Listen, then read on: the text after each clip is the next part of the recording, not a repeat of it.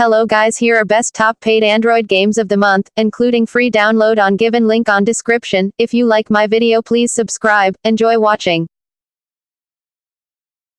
Number 1, Minecraft Pocket Edition, developed by Mojang. Minecraft's randomly generated worlds are composed of big blocky cubes of dirt, stone, sand, and dozens of other materials. The blocks are colorful, distinct, and memorable. What makes them great is how they enable creativity. Piece by piece you'll rearrange and refine the pristine, primordial world into whatever you want. It could be a seaside home, a sky bridge, or any other creation you can envision. In survival mode, each block must be chipped at and collected by hand from an open world. What initially feels like a tedious task becomes the basis for Minecraft's rewarding core gameplay. In creative mode, the popular option that gives players unlimited access to Minecraft's items is Pocket's biggest draw. It is essentially a digital tub of Lego. If you want to build something, you don't need to put in the time digging underground. It's more immediately gratifying after starting a new building project in Minecraft. Instead of waiting to get home, Pocket lets you make adjustments to your creations whenever you find time throughout the day. When the sun goes down, Minecraft's bad guys come for you. They are scary and dangerous, for maybe an hour, even less once you obtain the simple items needed to ward them off. Crafting is a simple process. Once you have the required materials, you just tap on the item you want and it enters your inventory. There's no need to drag items across a touch screen into specific arrangements. It feels fast and appropriate for the run only as fast as I can, but my mind is free to sail across terabytes of reality, to soar above a pixel land in a rocket ship. The 9999 made of megabits. Ladies and gentlemen, leave the world and bring your friends.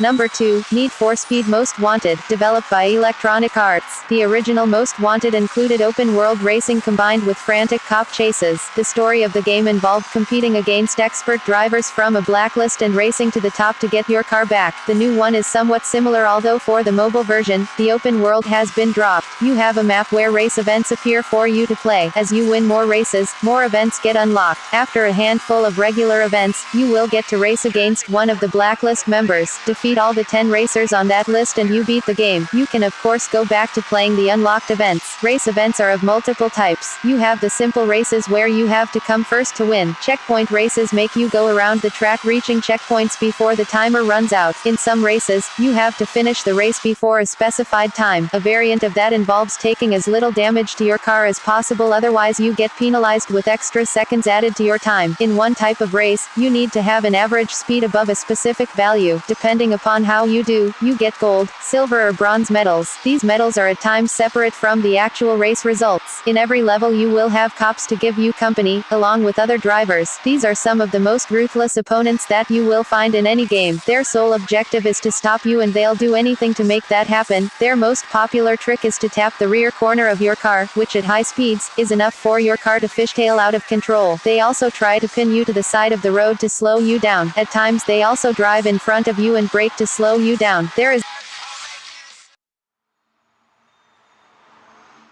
Number 3, Real Drift, developed by Real Game. Real Drift is a 3D drifting game that's pretty good looking and features control methods like tilt, virtual buttons and a ton of customization in the control area. You can use a slider for acceleration, among others, and get some assist in drifting and steering. You can customize cars, rims, rim colors and car colors. The engine sound is nice for each car, and the aspect I probably liked the most was the dubstep and drum and bass soundtrack. Control is pretty cool. You will be racing on docks, mountain, speedway, Tokyo, and among the cars available there's Nissan, Audi and Honda. With more than 10 millions of fan players worldwide, Real Drift car racing is the most realistic 3D drift racing simulation on mobile devices, and yet easy to control and fun to play. Get ready to drive high-performance cars, turbo or naturally aspirated, and make them drift at high speed in tracks designed specifically for drift racing. Improve your racing and drifting skills and earn virtual money to tune and customize your car. Race to battle the world record of the leaderboard or just for fun in the free ride mode. It has a features of the most realistic 3D drift racing simulation on mobile devices.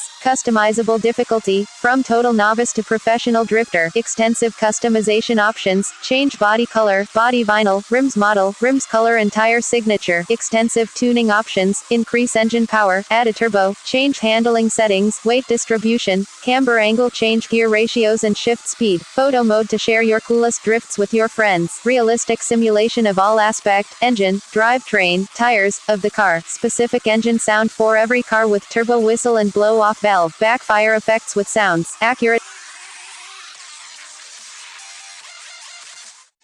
Number 4, League of Stickman, developed by Dream Sky. League of Stickman is developed by Dream Sky for offering the people to encounter some gruesome battling and fighting with the incoming enemies to win the level. The game has a great visual graphics allowing the person to get the action at its excellence and best. For clearing the level, the player has to choose a character from the unlocked ones to kill the enemies coming as you move ahead without being killed by them. There are numerous characters having their own skills and weapons which are to be used to clear the level by killing the enemies coming in the way. It is the most anticipated action game of the year, offering some thrilling sensation to you through the gameplay. Play the marvelous game with more than one character by unlocking them on the game and creating a team with the available characters. The game is filled high quality graphics containing great visual effects, making you to play more and getting addicted to it. The characters available can be unlocked and upgraded by the coins earned to make them more efficient. In the game you can also perform double fighting by choosing the two unlocked characters having different set of skills for battling.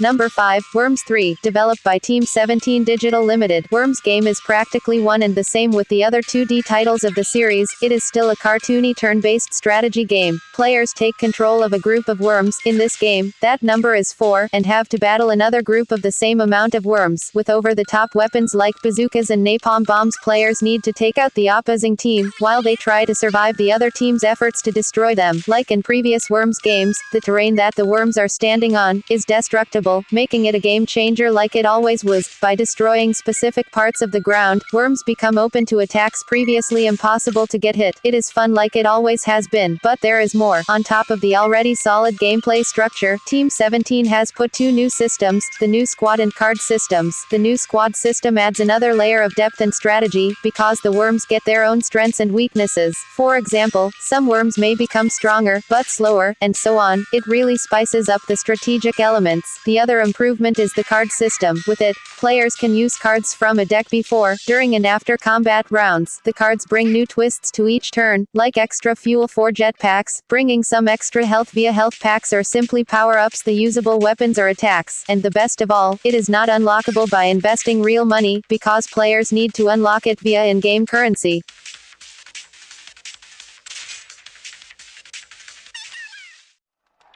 Number 6, Predators, developed by Fox Digital Entertainment. Players take control of a predator alien through 31 stages and an unlockable challenge mode, using a variety of classic weaponry and technology to complete a selection of goals. Sometimes a level is as simple as collecting a certain number of heads, while others require players to survive multiple waves of humans on the hunt. Throughout the single-player game, bits of classic, recognizable equipment are unlocked, including the shoulder-mounted blaster with 3-dot laser sight, wrist blades, cloaking device, and thermal vision. Some of those devices require careful management of an energy meter that regenerates over time. In the early stages, health is abundant, and it's not too hard to take a few bullets before having to seek shelter to recuperate. There are 4 save slots, which is a nice touch for shared devices like tablets. The variation of level scenery is limited and not very interesting from a tactical standpoint, but the ongoing stream of new weapons and mission types keeps things mixed up, even if the core mechanic of skewering a prisoner and ripping him apart doesn't change much. Players earn honor points while going through the campaign, with extra bonuses awarded for taking the heads of their prey with careful finishing moves. Those honor points can be spent on upgrading and unlocking new weapons. Controls are slightly murky, as the same button is used to block as for dash, depending on how you're moving the dynamic virtual joystick on the left side. The graphics and sound are both top-notch, with character models animating smoothly, and visual effects for blood and weather being applied liberally. Interface elements are fairly stark, though it suits the general attitude of the Predator aliens. The soundtrack is appropriately tribal and understated, and sound effects pulled straight from the movie are used where they need to be, which is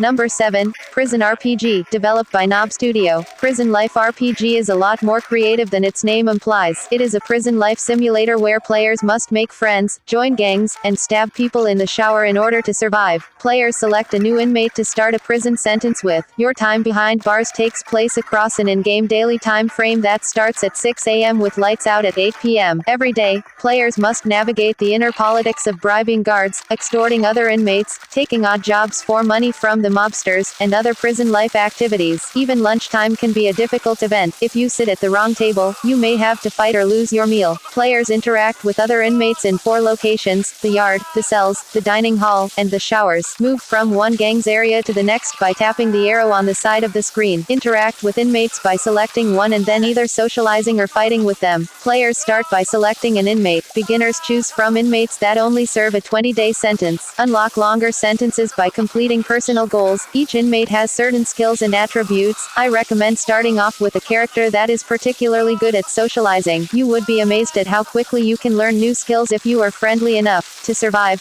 players must maintain their happiness, energy, and health. Each stat goes up or down depending on the activities of the day. For example, socializing and working reduce energy. Not eating reduces health. Getting bullied reduces happiness. Players must find ways to increase those stats while in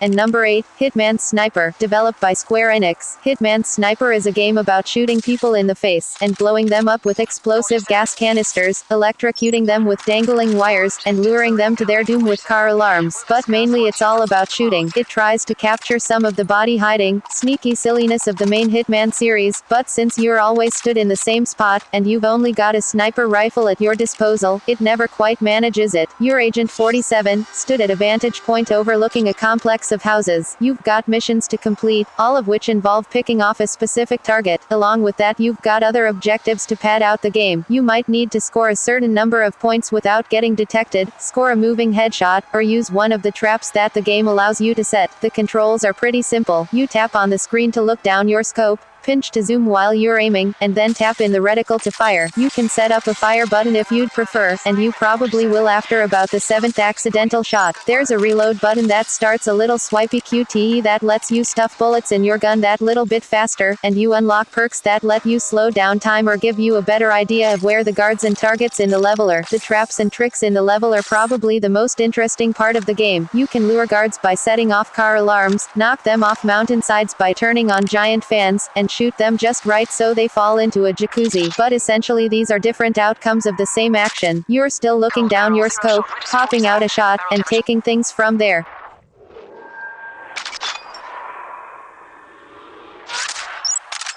Nice grouping, 47. Send it at your discretion.